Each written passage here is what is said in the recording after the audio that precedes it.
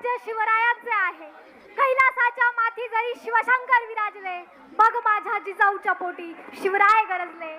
ताप मारता इथे उधळली तलवारीची पाती, येथेच जुळली मराठी निष्ठावंतांची माती. याच मातीतला हा जयघोष, याच मातीतला तरुणांचा हा यलगार, दिल्लीचे ही तख्त राखतो महाराष्ट्र माझा.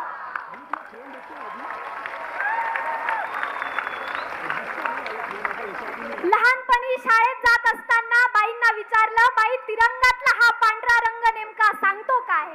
बाई म्हटल्या, तिरंगातला हा पांढरा रंग शांतता, हाच पांढरा रंग प्रामाणिकपणा आणि हाच पांढरा रंग पवित्रता दाखवतो. हाच पांढरा रंग काल दिल्लीच्या जंतर मंतरवर पांढऱ्या चादरी घेऊन गेलात आणि सोनम वांगचुकांना तुम्ही उचललं. साहेब, चादरी पांढऱ्या होत्या पण सरकारचं कृत्य मात्र काळं होतं. याच काळ्या कृत्याच्या निषेधार्थ हा देश, हा महाराष्ट्र, ही तरुणाई एकत्र सन्माननीय आदित्य साहेबांच्या नेतृत्वाखाली मुंबईत आम्ही एकवटलो आहोत.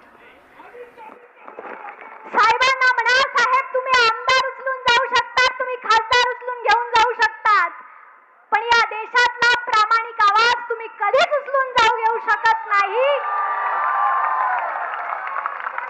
तुम्ही वांगचुकजींना उचलला, तुम्हाला वाटलं आता आवाज दाबला जाईल, तेव्हा आमचं म्हणणं धर्मेंद्रजींनी राजीनामा द्यावा एवढंच होतं. साहेब, आताचं म्हणणं तुम्हीच राजीनामा द्या असं आहे.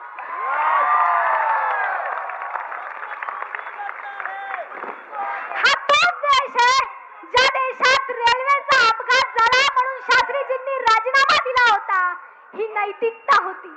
आज तीच नैतिकता हरवली आहे. देशाच्या पंतप्रधानांना विनंती आहे, तीच नैतिकता जपत तुमच्या सकट शिक्षण मंत्र्यांनी राजीनामा दिलाच पाहिजे.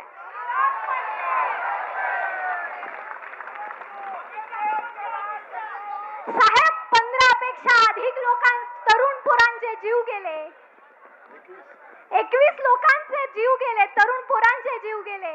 त्यांना सांगितलं पाहिजे, साहेब ते सुद्धा हिंदूच होते. जेव्हा तुम्ही हिंदू खंत्रे में असं सांगतात, तेव्हा आम्ही सांगितलं पाहिजे की तुमच्या राज्यात, तुमच्या देशात हिंदू मरतायत, तुम्हाला राजीनामा द्यावाच लागेल.